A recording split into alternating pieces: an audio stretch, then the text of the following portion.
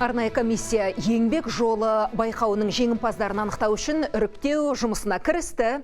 Қыркүйектің соңғы жексенбісінде аталатын еңбек күніне орай өткізілген сайыста үздік еңбек әулеті, жұмысшы жастардың үздік тәлімгері және үздік жас жұмысшы номинациялары сарапқа салынады. Жеңімпаздар ауқымды форум барысында марапатталады. Бұл бастама жұмысшы мамандықтардың ел экономикасындағы маңызын арттыруға, білікті маман санын көбейтіп, еңбек нарығын сапалы кадрмен қамтамасыз етуге бағытталған. Қазіргі таңда өңірлермен 400-ден аса өтінім қабылданып, ең мықты жұмыскерлер мен династияларды анықталуда. Және республикалық комиссия отырысында мемлекет деңгейінде жеңімпаздар анықталатын болады. Жалпы аталған жұмыстар жұмысшы мамандардың беделін арттыруға, елдегі сапалы еңбек нарығының дамуына бағытталған.